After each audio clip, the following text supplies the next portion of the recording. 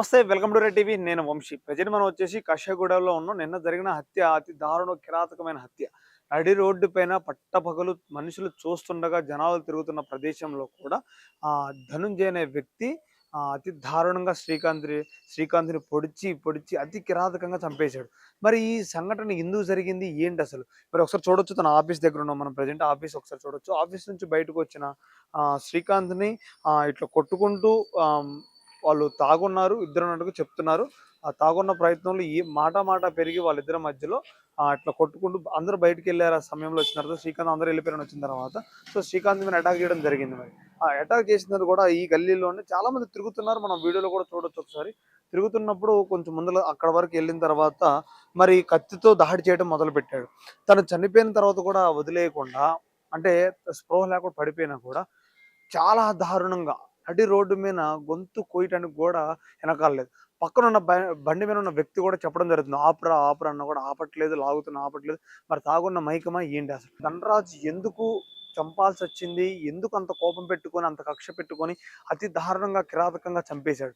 మరి ఏదన్నా గొడవలుంటే మాట్లాడుకోవాలి కానీ, అంటే శ్రీకాంత్ రెడ్డి రియల్ ఎస్టేట్ పరంగా, ఫైనాన్స్ పరంగా చేస్తారని చెప్తున్నారు. చాలా ఏళ్ల నుంచి ఉన్నది. మరి ధనరాజ్ అనే వ్యక్తి 4, 5 సంవత్సరాల నుంచి తన దగ్గర వర్క్ చేస్తున్నాడు. అంటే బాడీ గార్డ్ లాగా, లేకపోతే సెక్యూరిటీ గార్డ్ లాగా ఉంటాడు. సో తాగేసి చికా చేస్తారని ఒకసారి జాబ్‌లోని తీసేసాడు. మళ్ళొచ్చి బతిలాడుకొని ఉంటానని చెప్పిన తర్వాత, సరే అని చెప్పిన తర్వాత మళ్ళా ఈయన దగ్గరే శ్రీకాంత్ రెడ్డి దగ్గర డబ్బులు తీసుకొని తాగడానికి వెళ్ళొచ్చి తాగిన తర్వాత మళ్ళా చికా చేస్తానని బయటికి పంపించినప్పుడు మరి ఆ కోపంలోనే ఏదో కోపం పెట్టుకొని, ఏదో కక్ష పెట్టుకొని, ఏదో కోపంతో అతి దారుణంగా, కిరాతకంగా చంపేశారు. మరొకసారి మనం చూడొచ్చు ఆ ప్లేస్‌కి నిన్న ఎక్కడ జరిగిందో అక్కడికొచ్చేసాం మనం ఒకసారి.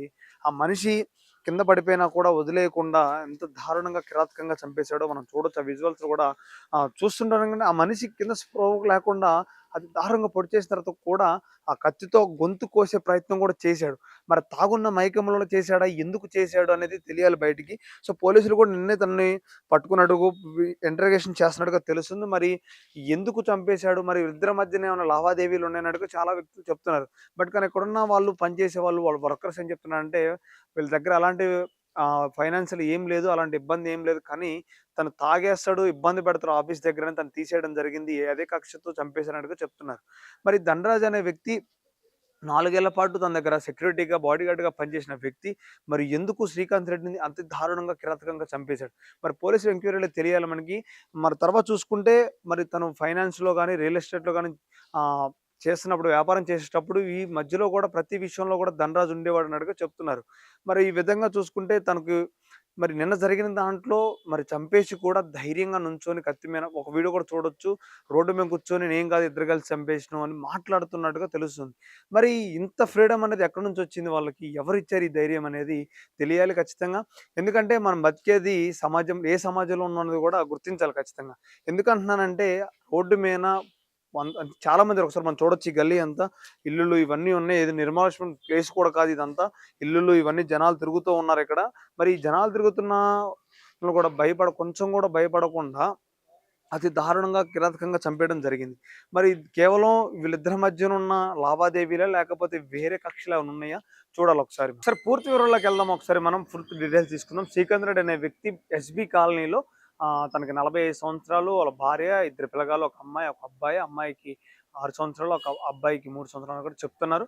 మరి ధనరాజ్ అనే వ్యక్తి 40 సంవత్సరాలు, తర్వాత వేరే వేరే దగ్గర కాలనీలో ఉంటున్నాడు. సో 4 సంవత్సరాల నుంచి తన దగ్గర